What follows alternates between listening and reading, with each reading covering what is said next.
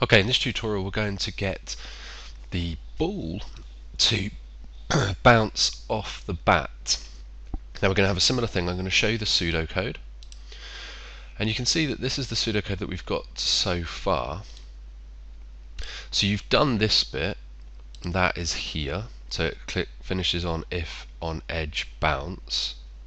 So you can see that's there.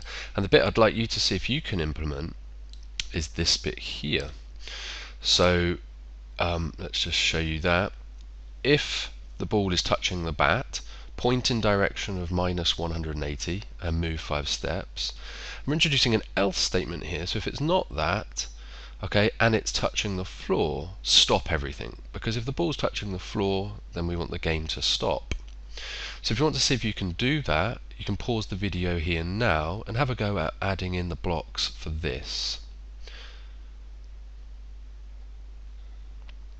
Okay, next bit of help I'm going to give you is showing you which blocks you're going to need.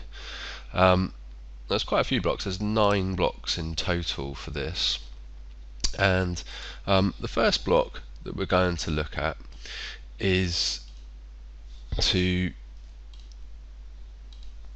find the control, and we need the if else. So I'm going to bring in the if else here. That's our first one. We also want, if we have a look at our pseudocode here, so we've got the if and the else. Now we need if touching the bat. So touching, of course, is the sensing, and we look down for touching, and we bring that one in. And of course we want to change this to bat. Now whatever sprites you have in here will populate this list. Okay, so that's touching the bat. And let's have a look at our pseudocode again. So we've got this part.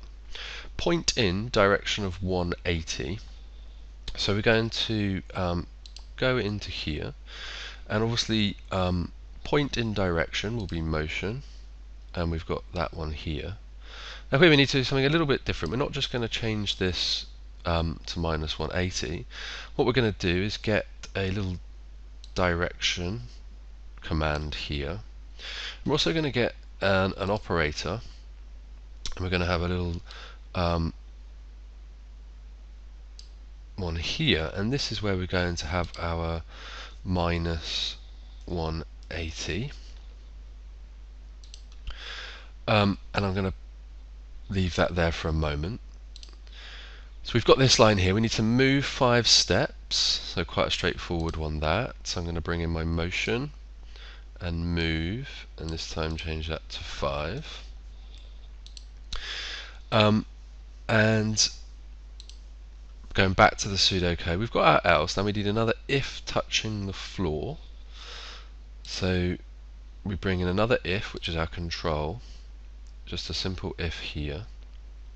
And of course we need another sensing because we want another touching. This time it's touching the floor. I'll change that to floor.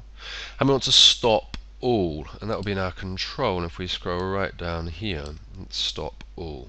So I said we needed 9, so we've got 1, 2, 3, 4, 5, 6, 7, 8, 9.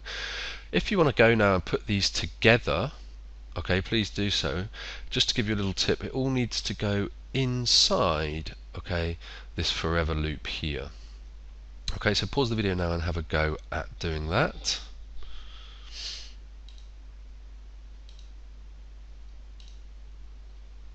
Okay, so this part of the video is going to show you the solution for this. So we need to pop, first of all, our if-else statement in under here. Okay, and we said in our pseudocode, if the ball is touching the bat, so we pop that bit in here. Okay, then we want something to happen. So we want to point it in the direction, and we want of minus 180. And we need to change that operator there to direction. So it's point in the direction of direction minus 180. And if that happens, we want it to move our 5 steps. Okay, and then our else statement comes in. So we had else if the ball is touching the floor, we want to stop all. Okay, so when we press our green flag now, get ready to play, when it touches the floor it stops. Okay, let's press play again and see what happens when it touches the bat. It carries on bouncing around for us. Okay, so you can see how you can play Pong, and then when it touches it stops. Okay, so see if you can set up that part there for me. Quite complicated, so take your time, come back to the video if you need to, and double check you've got everything correct.